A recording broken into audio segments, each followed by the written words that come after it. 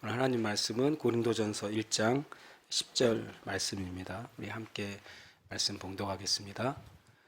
형제들아, 내가 우리 주 예수 그리스도의 이름으로 너희를 권하노니 모두가 같은 말을 하고 너희 가운데 분쟁이 없이 같은 마음과 같은 뜻으로 온전히 합하라. 아멘. 오늘 제가 나눌 주제는 이제 교회 부르심입니다. 그러니까 지난주에 제가 그리스도인의 부르심에 대해서 이제 말씀을 나눴어요.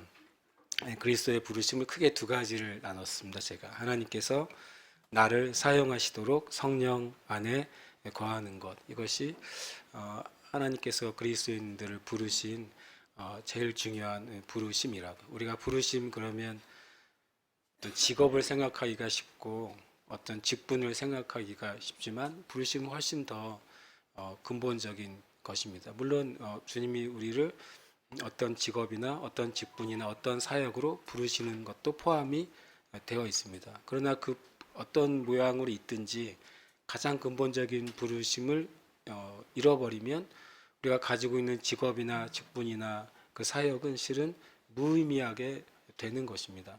많은 하나님을 위한 그런 직업이나 사업이나 직분들이 길을 잃어버리거나 무너지는 이유는 진짜 부르심의 근본을 놓치기 때문인 거죠. 그래서 첫 번째 이 하나님께서 나를 사용하시도록 성령 안에 거하는 것이죠. 이것을 좀 확장시킬 수도 있죠. 만약에 교회에도 적용이 되는 것입니다.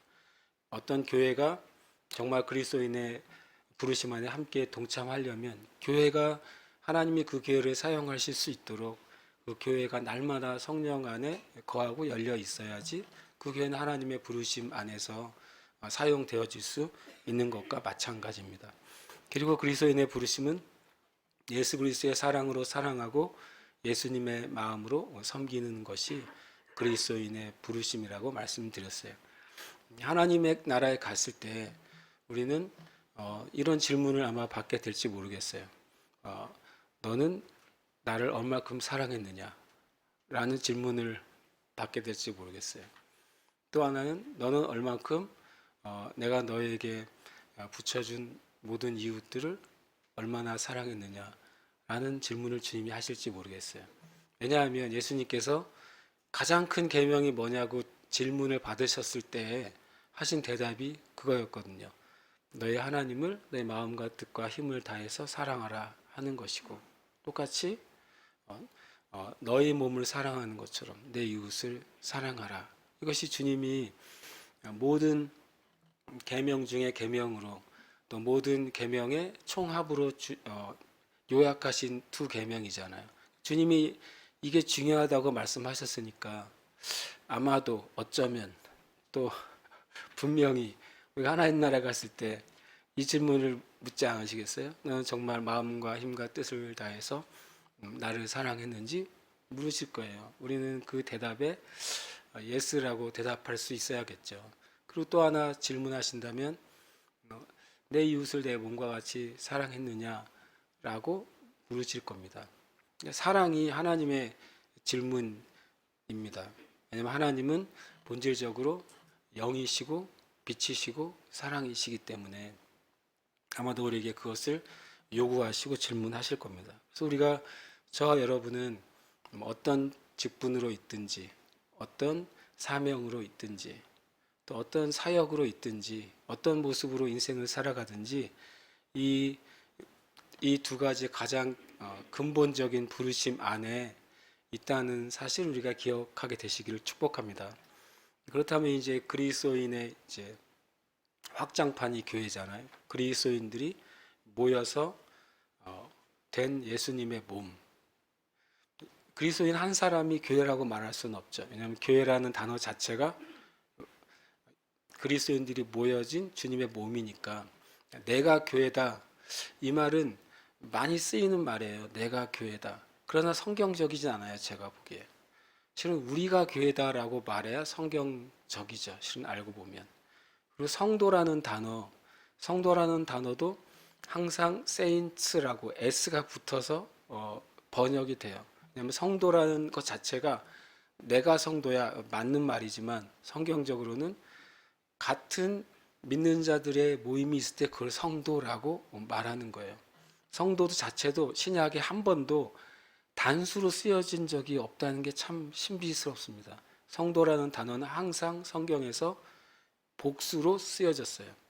그게 참 성경의 신비 중에 하나라고 생각이 들어요. 왜냐하면 이 성도가 곧 교회와 거의 같은 형태를 가지기 때문이라고 저는 생각이 듭니다. 그래서 오늘은 교회의 부르심이 여러 가지가 실은 있을 수 있습니다. 그 중에 한 부분을 제가 오늘 나누고 싶습니다. 고린도전서 1장 10절에 형제들아 내가 우리 주 예수 그리스도의 이름으로 너희를 권하노니 라고 말합니다. 내가 우리 주 예수 그리스도의 이름으로, 실은 우리 주 예수 그리스도의 이름 안에서 내가 여러분에게 권합니다 라고 말합니다. 권한다는 말의 원어의 의미가 가까이서 부른다라는 뜻이에요. 굉장히 친밀한 관계 안에서 사용되는 것이죠. 처음 사람 보는 사람한테 내가 권하노니 그러면 그 사람이 네가 뭔데 그럴 거야 아마. 내가 부탁합니다 그러면은 얘기해 보세요라 할지 모르겠는데, 이 권하노니라는 말을 만약에 잘못 사용하면 굉장히 다른 사람의 내가 권위를 침해하는 단어가 될 수도 있어요. 그러나 이 권하노니는 가까이서 부르는 것이죠. 그래서 다른 말로 하면 초청한다는 의미가 포함이 돼요. 그리고 가까운 사이에서 무엇인가를 요청하고 요구한다는 뜻까지 나아갑니다. 뜻이 더 나아가면 부탁하고 기도한다라는 의미까지 들어가요. 그러니까 실은 사도 바울이 이 고린도 교회를 향해서 예수 그리스도 안에서 내가 너희를 정말 진심으로 마음을 다해서 이 문제 안으로 내가 너희를 초청한다. 너희가 이렇게 되기를 내가 간절히 바란다는 바람을 가지고 있어요. 근데 고린도전서 1장 10절만 보면 이 고린도 교회가 뭔가 부족한 것이 많은가라고 생각할 수 있습니다. 물론 이 뒤에 고린도 교회의 많은 문제들을 사도 바울은 얘기합니다.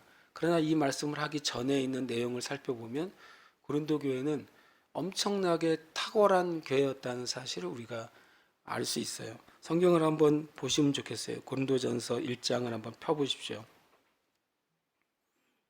고린도전서 1장에 보시면 4절에 이렇게 말씀하고 있어요. 그리스도 예수 안에서 너희에게 주신 하나님의 은혜로 말미암아 내가 너희를 위하여 항상 하나님께 감사하노니. 항상 고린도 교회를 생각할 때마다 사도 바울이 주님께 감사를 드린다 그래요. 왜 그러냐면 사도 바울이 볼 때 고린도 교회는 엄청나게 탁월한 부분이 있기 때문이었어요. 뭐냐면 5절부터 나오죠. 이는 너희가 그 안에서 모든 일 곧 모든 언변 모든 지식에 풍족하다. 고린도 교회는 BIR을 7번씩 했나 봐요. 주님의 말씀에 되게 지식에 탁월하대요. 그리고 어떻게 말해야 될지를 엄청 훈련이 잘 돼 있다는 거예요. 그 교회 성도들한테 가서 누군가 교회 문제, 성경의 문제를 물어보면 그냥 아무나 다 대답해 줄 수 있을 정도였나 봐요. 그리고 6절에 보니까 그리스도의 증거가 너희 중에 견고하게 되어. 그리스도의 증거가 견고하게 되었다는 소리가 뭡니까? 예수님 믿는 증거가 그들의 삶 가운데 아주 확실하다는 거예요. 야, 저 사람은 진짜 그리스도인이라고 하는 증거들이 고린도 교회 성도들에겐 확실했다는 거죠. 교회 마크가 새겨진 가방을 들고 다니지 않더라도 저 사람의 말과 행동을 보면 저 사람은 반드시 그리스도인이야. 아니면 그리스도인이 될 사람이야라고 밖에 느끼지 못할 정도로 확실한 그리스도인의 증거가 명확했던 교회 성도들인 거죠. 그리고 더 나아가서 7절에 보니까 너희가 모든 은사에 부족함이 없이 우리 주 예수 그리스도의 나타나심을 기다린다 그렇게 말했어요. 대단한 교회죠. 모든 은사가 부족하지 않았다 그래요. 우리가 고린도 교회 우리가 전설을 얘기하면 고린도 교회 안에 있는 분열의 문제가 나중에 나타납니다. 음행의 문제도 나타납니다. 심지어는 사도 바울의 사도성을 거부하는 사람들까지도 나타나고, 그다음에 이단에 연결되어 있는 사람들도 나타나요. 그건 이제 사도 바울이 고린도 교회 안에 있는 죄에 대해서 드러낸 것이지만 고린도 교회 전체 전체 회중 전체 모임 가운데 있는 은혜는 분명히 말하고 있어요. 4절과 5절과 6절과 7절에 보면 고린도 교회는 분명히 굉장히 초대교회 교회 가운데 탁월하고 그 훌륭한 교회였음이 분명합니다. 그 교회에 대해서 사도 바울이 1장 10절에 권면하고 있는 거예요. 너희들이 그렇게 여러분이 그렇게 믿음 안에 탁월했다는 사실을 내가 압니다. 그런데 내가 정말 친밀한 관계에 있는 여러분에게 정말 사랑하는 여러분에게 내가 정말로 권해야 될 일이 있다고 말하는 것이죠. 그 뒤에 있는 일들은 앞에 있는 고린도 교회의 모든 탁월함을 더 증가시키는 일이 될 거예요. 그리고 이 고린도서 1장 10절의 이 권면은 이제 그 뒤에 나오는 고린도 교회 안에 있는 숨겨져 있는 죄와 악들을 뛰어넘고 그것으로부터 자유롭게 될 수 있는 은혜가 또한 여기에 있는 것입니다. 이 은혜 가운데 있다면 주님이 그 교회에 주신 탁월함은 더 빛나게 될 것이고 이 은혜 가운데 있다면 교회 안에 숨겨져 있는 어둠이나 죄도 빨리 해결할 수 있게 될 것입니다. 이것은 굉장히 중요한 교회를 향한 놀라운 부르심의 한 면이라고 제가 생각하게 됐어요. 이것을 잘못 이해하면 또 이것은 모든 교회에 적용되는 것이다 라고 이해하게 될 또 문제가 생기죠. 모두가 같은 말을 하고 너희 가운데 분쟁이 없이 같은 마음과 같은 뜻으로 온전히 합하라. 그러니까 모든 교회가 다 똑같이 말해야 되고 모든 교회가 분쟁이 없어야 되고 같은 마음과 같은 뜻으로 합해야 돼라고 말한다면 역사 가운데 있던 수많은 많은 교단들이 생겼잖아요. 그리고 많은 그 기독교 학파들이 생기고 그리고 신학들이 생겼잖아요. 뭐 이것을 만약에 모든 교회에 적용시키면 그 중에 하나만 진짜고 나머지는 다 가짜가 되는 거죠. 하나만 정통이 되고 나머지는 가짜가 되는 그런 결과가 나오게 돼요. 그래서 저는 이 고린도서 1장 10절을 이 말씀을 근거로 모든 교회는 예를 들어서 예배 형식이 다 똑같아야지 모든 교회는 어떤 교회 사역이 똑같아야지 똑같은 표를 가지고 있거나 똑같은 목표를 가지고 있거나 똑같은 비전을 가지고 있어야지 라는 식으로 이야기하는 것은 이 말씀에 합당하지 않는 주제라고 생각이 들었어요. 그럼 이 말씀은 어디에 합당하냐?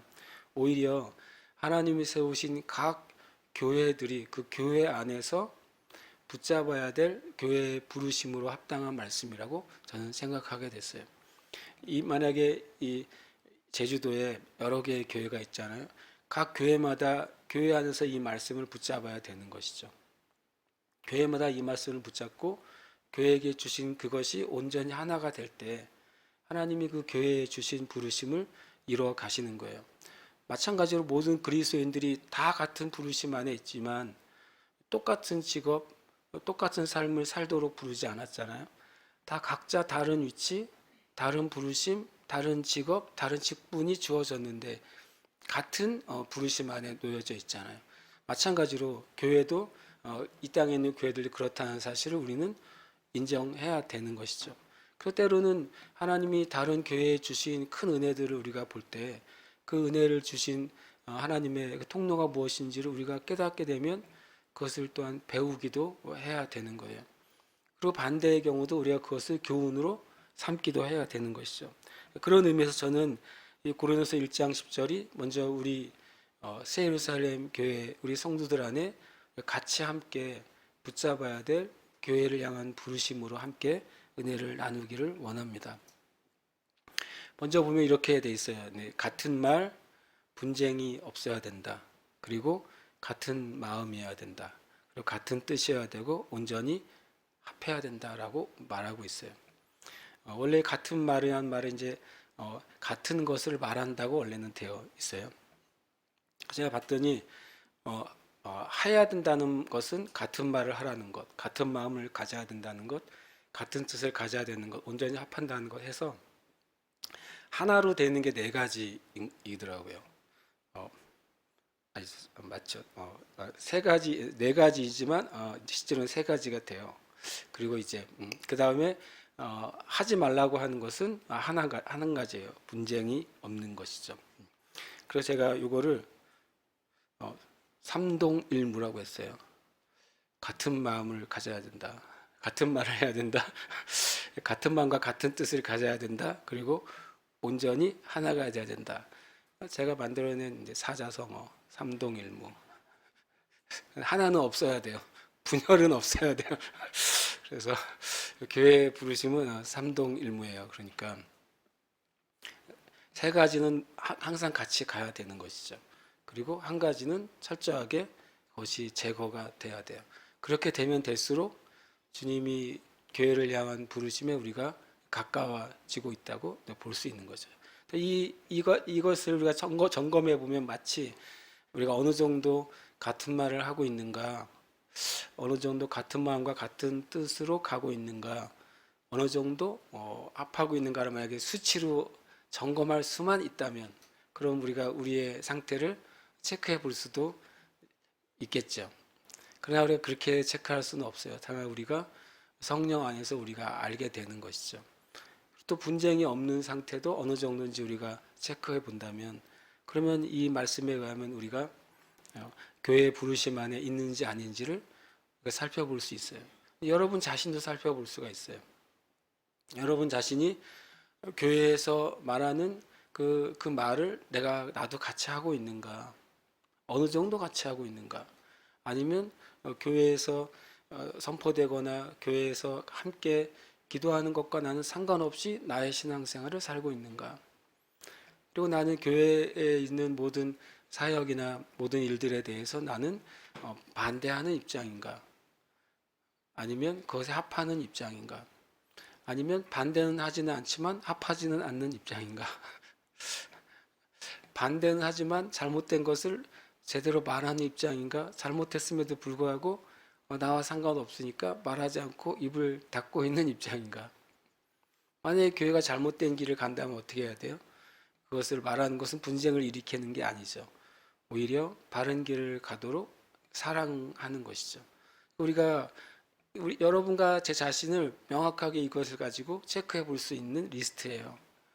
여러분이 교회에서 같은 비전이나 같은 기준이나 같은 생각을 나눌 때 그것과 마음과 뜻을 동의하느냐, 아니면 그렇게 목사님은 말할지라도 나는 내 신앙의 길을 가겠습니다 라고 생각하느냐, 이것을 굉장히 명확하게 구별할 수 있는 것입니다.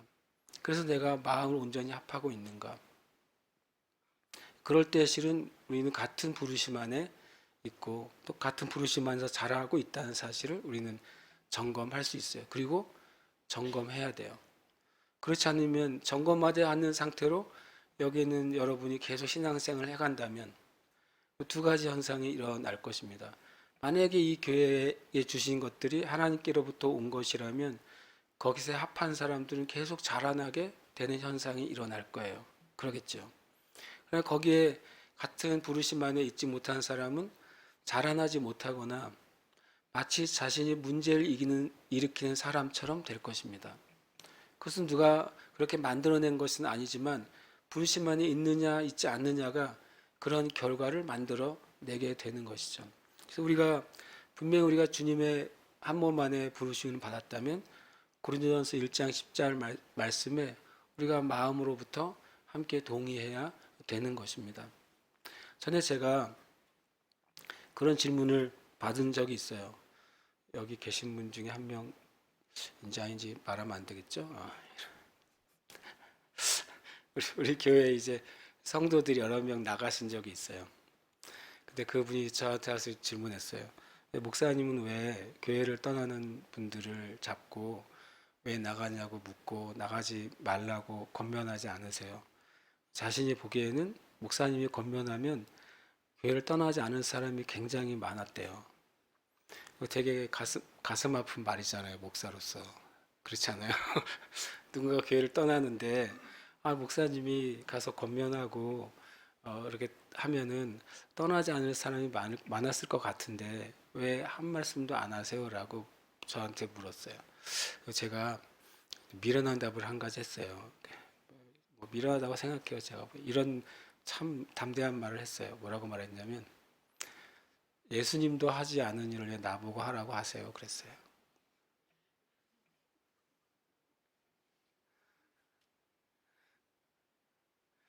예수님도 그런 일을 안 하셨더라고요. 한 번은 주님이 나는 아버지께서 보내신 자만 받겠다 그랬더니 그냥 다 떠나가 버렸어요. 어느 정도 떠나가 버렸냐면 제자들 몇몇 명 남아 버렸어요.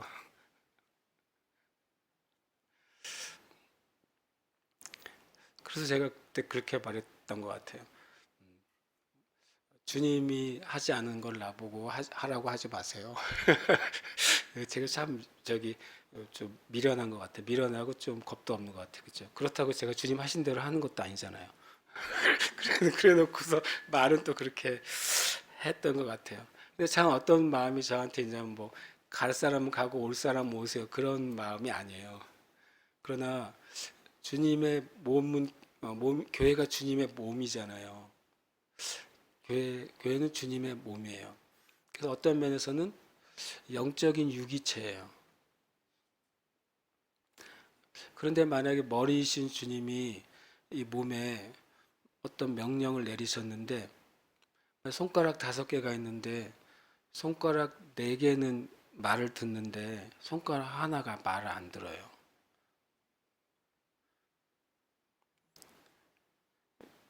이 손가락이 마음에 안 든다는 거죠. 그 명령이. 그럴 수 있잖아요. 만약에 이렇게 각각의 지체가 자기 의지를 갖고 있다면, 그래서 위가 배가 고프다고 하니까 입이 나는 먹기 싫어 그러고서 안 먹어요. 아무리 손으로 음식을 쑤셔 넣어도 안 먹어요. 각자 의지가 있다면 만약에요. 예. 근데 정상적인 몸이라면 머리에서 무엇인가 몸에 일종의 명령을 내린다면 실은 신기하게도 온 몸은 일사불란하게 그 내린 명령을 위해서 각자의 역할을 움직이잖아요. 왜 예수님이 성경에 하나님께서 교회를 몸이라고 말했는지를 저는 굉장히 많이 생각하게 돼요.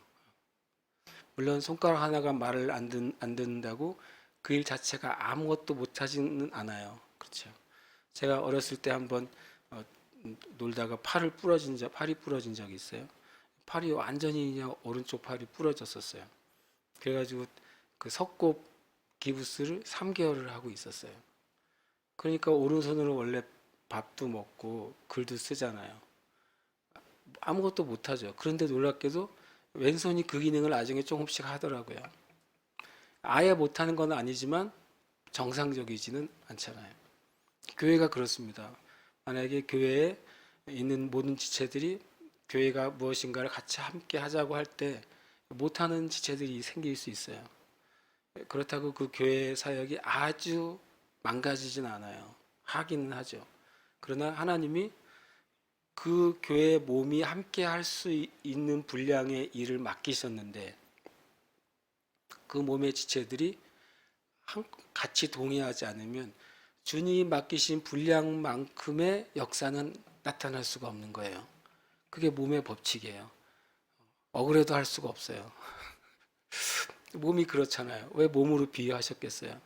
레고로 비유하셨으면 좋을 텐데 필요한 거 바꿔 끼면 되는데 그렇게 비유를 안 하셨어요. 참 교회는 그래서 신비해요, 실은. 주님이시지만 주님이 그걸 마음대로 억지로 하지 않으세요. 주님이 몸의 전체야라고 하면 우리는 그냥 꼼짝 없잖아요. 근데 주님은 이 몸의 머리만 되시겠다고 하시고 나머지는 너희들이 다 그러셨으니까 우리의 책임이 있는 거예요. 또 우리의 동의가 있어야 돼요. 우리의 하나됨이 있어야 되고 우리의 순종이 있어야지 머리가 말하는 것이 놀랍게도 이루어져요. 전능하신 주님이 엄청나게 겸손하게도 그런 방식으로 하나님의 일을 하시기로 결정하셨어요. 그러니까 우리를 사랑하시기 때문이죠. 사랑하시기 때문에 우리가 주님의 일에 동역하도록 은혜를 베푸신 거예요. 그래서 그런 의미에서 이 고린도서 1장 10절은 참 여러 가지를 많이 생각하게 만드는 것이죠. 1장 10절에 보면 형제들아 내가 우리 주 예수 그리스도의 이름으로 너희를 권하노니 모두가 같은 말을 하고 여기서 뭐냐면 원래 의미는 같은 것을 말한다라고 되어 있어요. 원래 의미는 그렇게 되어 있습니다. 같은 말을 하는 것은 같은 비전을 말하는 거예요. 교회마다 비전이 다르죠. 교회마다 하나님이 하라고 하신 그런 일들이 다르단 말이죠. 만약에 대륙 중심에 있는 도시에 있는 교회 안에 섬들을 전도하라 그러면 굉장히 어려운 일이잖아요. 교회를 옮겨야 될 거 아니에요. 바닷가에 있거나 섬에 있는 교회에 섬들에게 복음을 전하라고 하실 거 아니에요. 그렇죠. 대륙 깊숙이 있는 교회에게는 많이 미던조 부족이나 불악이나 아직 복음이 전해지지 않은 아주 내륙 깊은 곳에 복음을 전하라고 하신다면 적절하시겠죠. 그만큼 하나님은 그 교회마다 주신 비전들이 분명히 있습니다. 그리고 그것은 교회가 그것을 받아야 되는 비전이에요. 그리고 그 비전은 교회가 감당할 만한 비전이라고 주님은 생각하시기 때문에 주시는 것들이에요. 우리 교회에 주신 비전 너무 많이 자주 제가 하고 있어요. 구체적인 비전은 저는 기도센터를 여기저기 세우는 거예요. 기도센터는 최소 3층이 필요해요. 한 층은 예배를 위한 공간이어야 되고, 하나는 선교적인 기업이 들어가는 공간이어야 돼요. 또 한 층은 기도자나 예배자나 선교적인 기업에서 사역하는 사역자들이 생활할 수 있는 생활의 공간이어야 돼요. 이제 기본적으로 3층이 필요한 공간이죠. 그 예배 장소에서는 첫 번째로는 예배하는 일, 두 번째로는 중보하는 일, 세 번째로는 복음을 전하는 일이 이루어져야 돼요. 교회죠. 교회의 기능인데 그것을 우리가 여러 개의 교회를 가진 하나의 교회로 우리가 불려지기를 원하지 않고 하나의 이름을 가진 지체로 불려지기 원하기 때문에 기도센터라는 이제 이름을 붙인 것이죠. 우리가 그 안에서 기도하고 예배하고 복음을 전하는 것들이 각 지역에 세워지기를 원하는 거예요. 여기에 있는 성도님들이 그 안의 비전을 우리가 같이 말하게 되시길 축복해요. 우리 교회는 첫 번째로 제주도가 행정구역상으로 12행정구역으로 되어 있습니다. 12행정구역에 한 곳씩의 기도센터가 세워질 것입니다. 그 12곳의 행정구역마다 세워지는 기도센터는 항구를 중심으로 세워질 것입니다. 그 항구는 왜 항구를 중심으로 세워지느냐? 항구는 일종의 이제 게이트이기 때문에 그래요. 무엇인가 나가고 무엇인가 들어오는 곳이죠. 그래서 그곳에서 마치 그 항구를 지키는 것처럼 그 땅에 들어오고 나가는 것에 대해서 믿음을 가지고 책임을 지는 교회가 되기를 바라는 것입니다. 그리고 제주에는 12곳의 기도센터는 다 특별히 믿음으로 기도하고 또 선교하는 목적이 있게 될 것입니다. 예를 들어서 애월 기도센터는 일단은 청년들을 위한 기도와 선교와 복음을 전하는 기도센터가 될 수 있고, 또 만약에 서귀포 어떤 한림이나 그런 기도센터 또는 모슬포 기도센터라면 거기는 무슬림을 위한 기도센터, 이스라엘을 위한 기도센터, 아니면 북한과 공산주의를 위한 기도센터, 이런 식으로 우리가 분명하게 목표를 가지고 기도하고 예배하고 선교하는 그런 기도센터들이 세워질 것입니다. 아멘이십니까? 여러분이 앞으로 그 말 하고 다니시길 축복해요. 만나는 사람마다 우리 세예루살렘 교회가 어떤 교회냐고 물어보면 우리는 제주의 12행정구역마다 목적을 가진 기도센터가 세워지는 교회가 될 겁니다. 라고 말하시길 축복합니다. 그리고 그 단계가 이제 가면서 주님이 한 가지 하실 것은 대한민국을 통일하게 하시는데 이 교회가 또 동참해야 된다고 저는 믿습니다. 대한민국의 통일을 바라볼 때 이제 관통하는 4개의 도시를 생각하게 하셨어요. 그것은 처음 시작은 부산이죠. 부산에서 경부고속도로라고 써 있고 옆에 간판에 뭐라고 써 있는지 아십니까? 영어로 써 있는 게 있어요. 지금도 안 떨어져 있는데 아시안 하이웨이라고 써 있습니다. 신기하게도 처음 경부고속도로를 시작한 분의 비전은 그게 있었던 거예요. 경부고속도로는 경부고속도로가 원래 아닌 거예요. 부산에서 시작해서 아시아 전체 대륙을 관통해서 유럽까지 가는 하이웨이의 시작을 생각한 것이죠. 대단한 비전너리라고 저는 생각합니다. 실제로 부산은 대륙의 관문입니다. 부산으로부터 시작해서 그 다음에 서울, 평양, 신의주, 그 다음에 단동으로 넘어가면 이제 대륙이 열리는 거예요. 그래서 우리는 우리 기도센터는 부산과 서울과 평양과 신의주에는 기본으로 세워져야 됩니다. 그래서 이 대한민국의 부르심을 회복하고 또 교회 부흥을 위해 기도하고 그리고 또 복음을 전하는 기도센터가 필요한 것이죠. 여러분 이 말을 들을 때 주님이 여러분에게 반짝 떠오르게 한 도시가 있다면 그건 여러분이 세워야 될 장소니까 믿음으로 잡으시기를 축복합니다. 그리고 나서는 실은 엄청난 대륙이 펼쳐지잖아요. 엄청난 대륙에 중요한 하나님의 거점이 되는 도시와 국가들이 많이 있습니다. 우리는 그곳에 우리의 다음 세대들이나 우리 세대 가운데 기도센터들을 세우기를 저는 기도합니다. 그래서 예루살렘까지 우리는 가야 됩니다. 감사하게도는 우리가 우리 예루살렘으로 가는 선교사님을 파송하게 돼서 감사한데요. 거기 가서 NJC 제루살렘 기도센터를 세우시길 축복합니다. 뭐가 세워지면 항상 거점이 되는 거예요. 제가 어느 분하고 얘기하다가 그런 말 했어요. 마귀는 참 신기하게도 하나님의 것을 엄청나게 잘 베껴 쓴다고요. 엄청나게 이미테이션을 많이 해요. 가짜를 많이 만들어요. 그래서 마귀가 잘 아는데 교회가 잘 모르는데 마귀가 잘 아는 게 한 가지 있어요. 그게 뭐냐면 거점을 점령하는 거예요. 서울에 가서 사람 제일 많이 보이는 곳에 가면 뭐가 있는지 아십니까? 깡 농성 텐트가 있어요. 농성하면서 텐트를 하나 쳐놓습니다. 자기 땅도 아닌데 일단 텐트를 쳐요. 그리고 누군가 한 명이 이제 금식하면서 기도는 안 하고 금식하면서 뭔가를 부르짖어요. 그게 하루가 되고 일주일이 되고 한 달이 되고 1년이 되면 아예 거기가 터가 돼요. 그 앞에 또 사람들이 돌아가면서 또 데모를 하고 시위를 합니다. 그게 파워가 되는 거예요. 그 마귀가 너무 잘 알아요. 제가 전에 시청에서 한 2년 정도 설교를 하면서 말씀을 전한 적이 있잖아요. 딱 그 자리에 처음엔 저만 하는 줄 알았어요. 그랬더니 많은 분들이 하고 있다는 사실을 알았어요. 민노총 분들도 하시더라고요. 정교조 분들도 하시더라고요. 환경연대 분들도 하시더라고요. LGBTQ 분들도 하시더라고요. 더 나아가서 하나님의 교회 분들도 하시고 신천지 분들도 하시고 깜짝 놀랐어요. 제가요.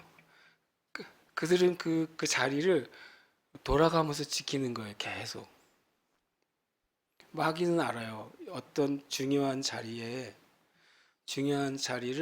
자신들의 터로 잡는 게 영적인 세계에서 파워를 흘려보낼 수 있는 작전이라는 사실을 아는 거예요. 때로는 우리가 잘 몰라요. 그렇게 안 해요. 근데 하나님은 감사하게도 교회 자체가 그런 거점이라는 사실을 제가 알게 해주셨어요. 교회가 있는 곳 자체가 하나님의 영적인 진리와 빛을 흘려보내는 거점으로 세우신 거예요. 그래서 교회가 그 역할을 딱 아는 순간 그것이 시작이 되죠. 그 역할을 모르면 그 일은 영영 시작이 되지 않는 거예요. 등대가 있으면 뭐예요? 누군가가 등대에 불을 켤 때에만 등대 역할이 시작이 되잖아요. 교회가 교회의 부르심을 알기 시작해야 교회인 거예요. 실은 알고 보면. 그리스도인의 부르심이 뭔지를 알기 시작해야 진짜 그리스도인인 것이죠. 그래서 우리가 이 교회가 같은 말을 해야 돼요. 같은 비전을 계속 말해야 돼요. 그래서 하나님이 그 비전을 말하고 전달하는 과정 가운데 그 땅을 향한, 그 지역을 향한, 그 나라와 민족을 향한 하나님의 생각과 아이디어를 주시는 것입니다. 우리가 말하지 않는데 하나님이 주시겠습니까? 우리가 고백하지 않는데 하나님이 알려주시겠습니까? 우리는 말하기 시작해야 돼요. 말할 때 그 사실을 우리가 알게 되는 거죠. 제가 지난 금요일 아침 이제 7시 반에 그 애틀랜타 통일 강장 기도회 이제 영상으로 설교를 했다 그랬잖아요. 거기에 이제 인도하시는 그 대표분이 이제 제가 설교하기 전에 이제 광고를 하고 기도 제목을 내고 막 기도를 하는데 저 혼자 엄청 웃었어요. 근데 그분이 어떤 분인지 아니까. 그런데 이렇게 말하는 거예요. 애틀랜타 통일 강장 기도회를 하는 이유는 전 미국에 5천 개의 통일 강장 기도회를 열기 위해서래요. 그러면서 지금 몇 개 안 남았대요. 4,996개 남았대요.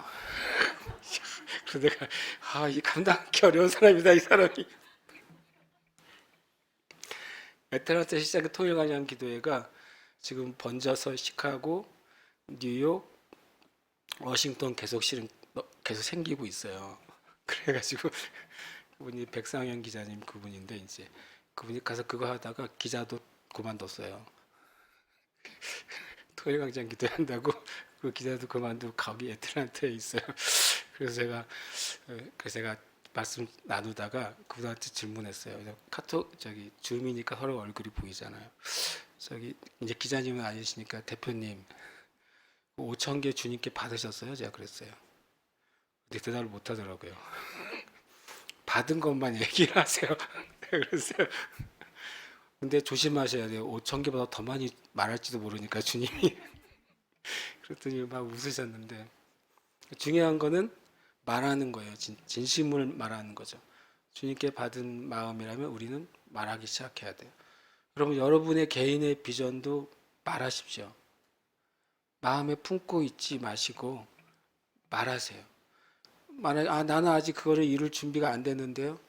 그래도 말하세요.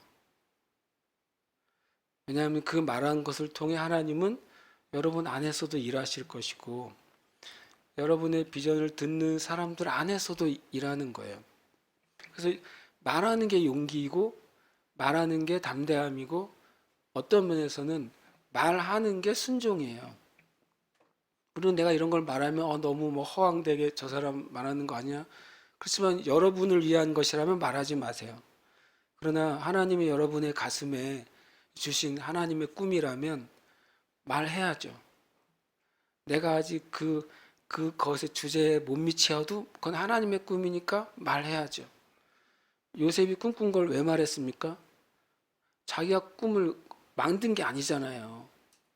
꿈꾸게 해달라고 이 꿈을 주세요라고 간절히 기도해가지고 그 꿈이 임한 게 아니잖아요. 하나님으로부터 온 것만 진짜 꿈이고 하나님으로부터 오지 않고 내가 지어낸 것은 야망이에요. 하나님으로부터 온 꿈이라면 여러분 말하시길 축복해요. 계속 말하고 말하십시오. 그럴 때 하나님이 여러분 안에서 일하시고 듣는 사람 안에서 일하시고 또 우리는 어떤 면에서는 마귀에게도 선포하는 거예요. 나는 하나님의 이 꿈을 가지고 있다. 내가 이 말할 때 좋은 말할 때 내 꿈이 하나님으로부터 이루어지는 걸 막지 마라. 이렇게 선포하는 것입니다. 여러분 말하시길 축복합니다. 이 교회를 향한 부르심도 말하시길 축복합니다. 저는 또 우리 교회에 주신 비전이 무엇이 있다고 믿냐면 온 열방의 교회가 제주에 예배하기 위해서 오게 되는 것입니다. 그게 저의 이 교회를 향한 비전이라고 저는 믿습니다. 여러분 열방의 교회들이 이 제주 땅에 놀러 오지 않고 예배하게 오게 되길 원하십니까? 그럼 여러분이 말하셔야 됩니다. 말하고 다니는 동안에 주님이 놀라운 아이디어를 주실 거예요. 어떻게 해야 열방의 교회들이 이곳에 와서 같이 예배할 수 있을까? 어떻게 그 놀랍고 아름다운 일이 이 땅 제주에서 일어날 수 있을까? 우리는 다 알지는 못하지만 주님이 이 교회에 주신 부르심이라고 저는 믿어요. 그럼 그것을 말하시기를 축복합니다. 제가 볼 때는 제일 말을 잘하는 사람은 우리 상호님이에요. 상호님 만날 때마다 얘기해요, 사람들한테. 제가 깜짝깜짝 놀래요. 진짜로 말을 잘하더라고요. 계속 얘기하더라고요. 그래가지고 내가 그거는 한 수 정말 배우고 있어요. 말을 하시길 축복합니다. 두 번째는 분쟁이 없어야 된다고 말하고 있어요. 분쟁이 없는 것은 다른 요소를 제거하는 것입니다. 이건 되게 오해가 있을 수 있어요. 분명히 오해가 생길 수 있기 때문에 잘 들으시길 축복해요. 여러분이 기도에 대해서 어떤 우리 교회 오시기 전이나 개인적으로 가지고 있는 훈련이나 배움이나 지식이 있을 수 있어요. 그거 자체가 잘못됐거나 죄라고 제가 생각하지는 않습니다. 왜냐하면 기독교 역사 가운데 수많은 기도의 모양과 또 기도의 방식과 그것이 다 있어 왔기 때문에 당연한 것이죠. 그러나 한 가지 분명한 것은 이 주님의 몸에 여러분이 함께 가기 위해서라면 여러분이 가지고 있는 것들이 교회에서 가르치는 것과 나가는 것과 좀 다를지라도 그러나 점검해 보세요. 이 교회에서 가르치고 있고 또 가는 흐름이 성경적이라면 나하고 좀 다를지라도 따를 마음을 가지시길 축복해요. 근데 만약에 여러분이 정말 10번, 100번 성경을 아무리 봐도 이 교회에서 하는 어떤 신앙의 방식이 성경적이지 않아. 그러면 저를 찾아와 주세요. 저도 알고 싶거든요. 진심으로 알고 싶습니다. 만약에 제가 하는 설교 가운데 성경적이지 않으면 저는 그걸 고치고 싶어요. 우리 교회에서 하는 모든 사역이나 예배나 그 어떤 신앙생활 가운데 성경적인 것이 아니라면 저는 우리 교회가 고칠 것입니다. 그러나 여러분과 제가 주님의 이 교회 안에 속해 있다면 그것이 비성경적인 것이 아닌 이상, 그것이 하나님을 떠나게 하는 것이 아닌 이상, 그것이 죄를 짓게 하는 것이 아닌 이상, 여러분 그것에 마음을 합하시길 축복합니다. 왜냐하면 이 몸에 접붙여졌다면 이 몸으로부터 받은 것을 가지고 열매를 맺도록 주님이 접붙여 주신 거예요. 맞지 않습니까? 그렇다면 이 주님이 이 몸에 주신 은혜와 기름 부음이 있다면 그것을 받는 사람이 이 몸 안에서 열매를 맺을 것입니다. 맞습니까? 그건 되게 자연스러운 현상인 거예요. 근데 그것을 내가 계속 거절한다면 만약에 어떤 가지가 나는 덧붙여졌는데 이 몸에서 그 가지로부터 나오는 양분과 수분을 내가 원치 않는다. 나는 하늘에서 떨어지는 이슬과 비만 가지고도 충분해 라고 하고 만약에 그 나무로부터 흘러나오는 관을 스스로 끊을 수 있었다고 생각해 보세요. 한동안은 그 가지가 살아있는 데는 문제가 없겠지만 시간이 지날수록 명확한 것은 우리가 알게 될 거예요. 뭡니까? 가지가 마르게 될 것입니다. 그리고 열매 맺지 못합니다. 이것은 실은 성경의 법칙이에요. 그리고 성경에서 말씀하시는 진리입니다. 그래서 여러분이 이 분쟁이 없는 것은 뭐냐면 이 교회에 주신 그 기름 부으심 안에 여러분이 속하기를 저는 간절히 권면합니다. 그것이 실은 교회나 여러분 모두에게 좋은 일이에요. 가끔은 주님께서 정말 이 교회에 되게 접붙여지기 어려운 분들이 있다는 사실을 제가 본 적이 있습니다. 그분들이 교회를 떠나고자 할 때 저는 그분들에 대해서 실은 어떤 말도 하지 않습니다. 다만 마음으로부터 진심으로 축복합니다. 주님, 저 형제와 자매에게 합당한 그리스도의 몸을 허락해 주시고 그 몸 안에 온전히 연결돼서 하나님이 그 몸에 주신 기름 부음과 은혜 가운데서 자라게 해주시고 그래서 하나님이 기뻐하시는 열매를 맺게 해주세요. 이것이 저의 진짜 기도입니다. 그건 모든 사람에게 해당되는 기도예요. 그러나 분명히 우리 안에 다른 요소들은 제거가 되어야만 됩니다. 그럴 때 교회의 부르심이 바로 세워지는 것입니다. 그 다음에 보면 이제 같은 마음과 같은 뜻으로 온전히 합하라. 실은 이것은 이제 하나의 내용이 됩니다. 온전히 합하는 조건이 같은 마음과 같은 뜻을 가지게 되는 것입니다. 온전히 합하라고 하는 것은 이제 성경적인 문화를 세우는 거죠. 교회의 그 수준은요, 교회의 색깔은 그 교회가 어떤 문화를 가지고 있느냐 하는 거예요, 실은요. 교회가 어떤 신앙생활의 문화를 가지고 있느냐 이런 것이 이제 그 교회 문화예요. 예를 들어서 군대 지금 그런 군대가 아니겠죠. 제 군대에 처음 가면 군대 문화는 이런 거였습니다. 제가 군대에 갔을 때는 첫 번째 들어온 이제 마지막 후임병은 주로 무엇을 하냐면 선임병들의 군화를 닦아주는 일을 하는 거죠. 그 다음에 걸레를 빠는 일을 하는 거예요. 그리고 바닥을 닦는 일을 하는 거예요. 이런 게 첫 번째 문화죠. 그러다가 그 밑으로 후임병이 들어오면 한 단계 높아지죠. 이제 침상을 닦는 일을 하는 거예요. 침상을 개주고 펴주고 그 담요를 개주고 하는 일들을 하는 겁니다. 그게 이게 군대 문화인 거죠. 어처구니없는 문화지만 그런 문화들이 형성이 되는 거죠. 아마 군대 문화의 수준이 그 군대의 수준이 될 겁니다. 마찬가지로 교회도 그렇습니다. 우리 교회는 어떤 문화를 가지고 있을까요? 이 문화는요, 자연적으로 형성되는 것이기 때문에 강제할 수가 없는 게 있어요. 강제하기가 어려워요. 그러나 이 교회 전체적으로 흐르는 문화라는 게 흘러가고 있어요. 그것을 여러분이 살펴보시면, 아, 이 교회는 다 이 문제는 이런 방식으로 해결하네? 라는 사실을 알게 되는 게 있을 거예요. 여러분이 그것을 보시다가, 아, 목사님, 이런 방식으로 흘러가는 거는 별로 성경적이지 않아요. 라고 하는 생각이 드시면 정말 저한테 알려주시면 좋겠어요.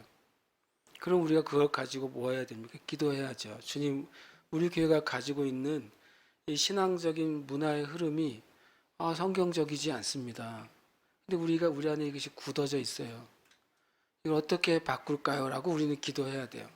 그래서 교회 문화가 성경적으로 계속 바꿔가야 됩니다. 그래서 누군가가 교회에 새로 해신자가 오면, 아, 이렇게 행동하는 것이 성경적이구나.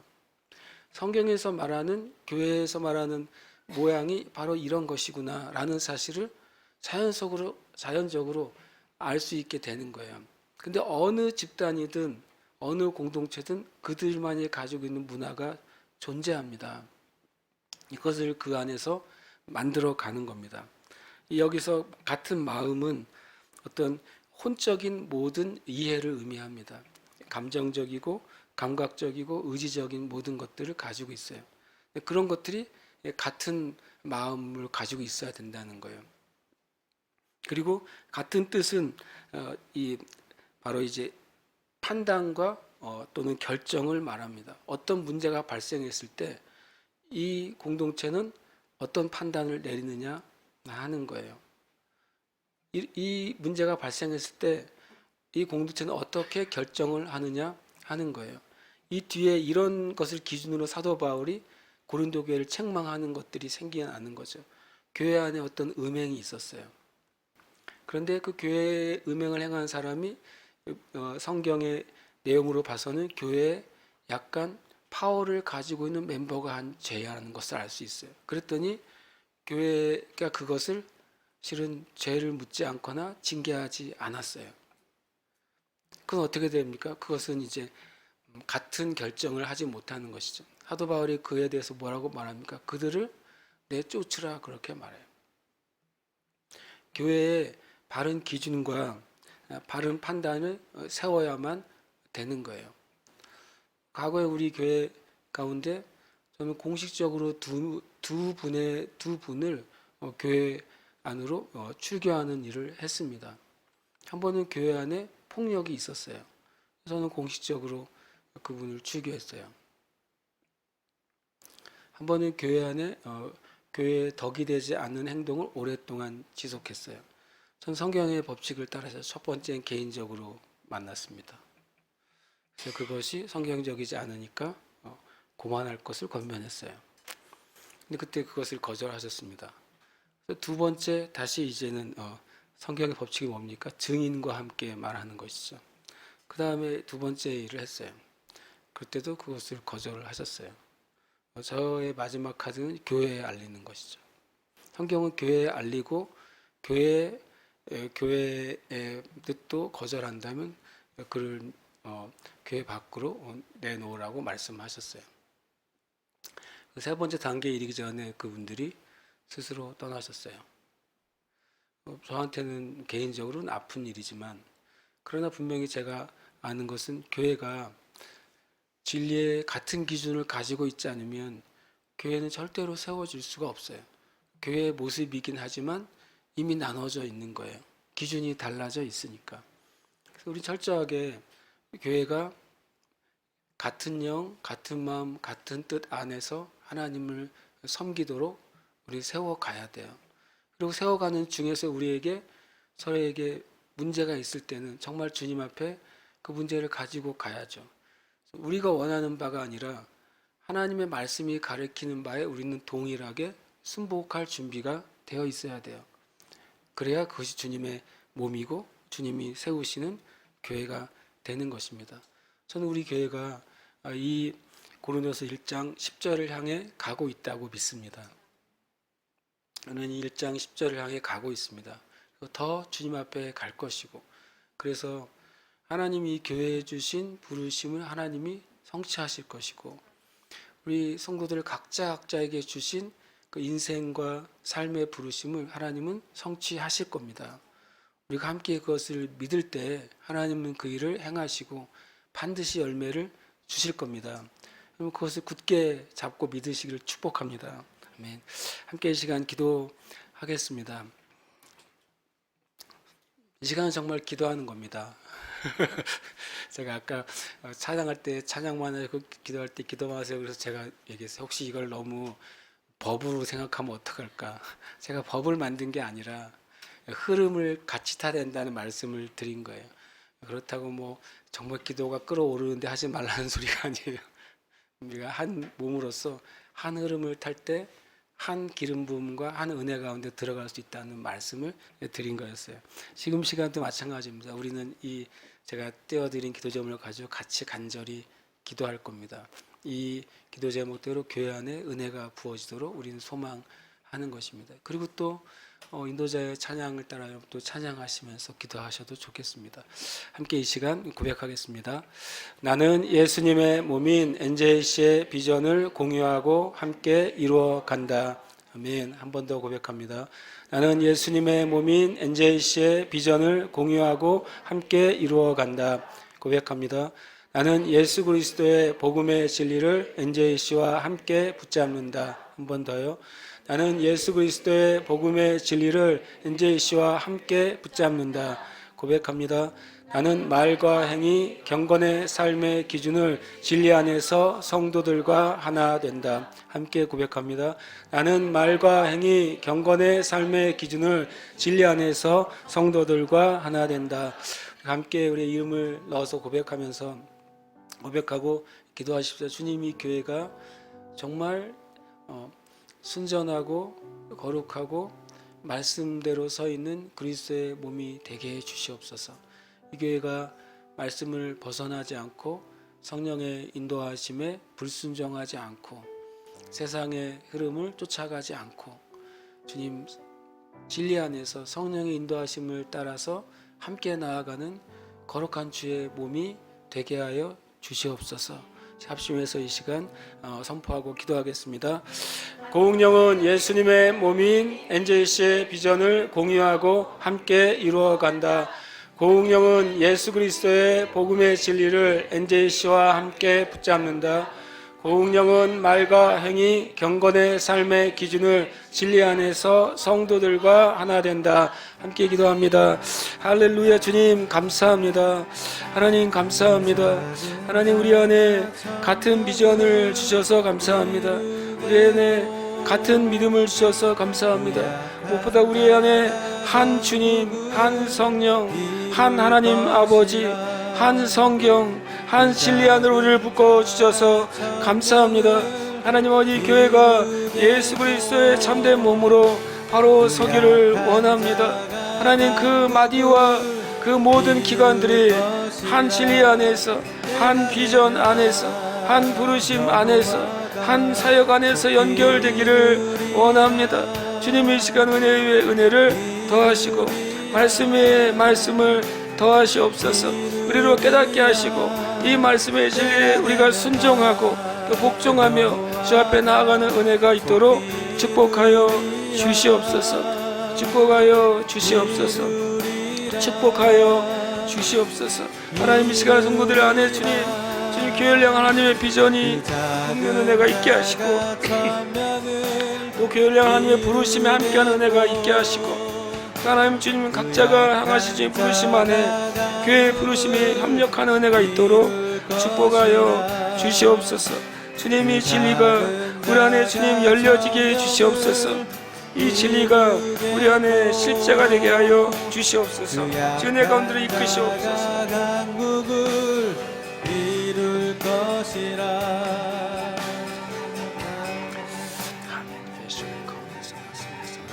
하나님 아버지 감사합니다.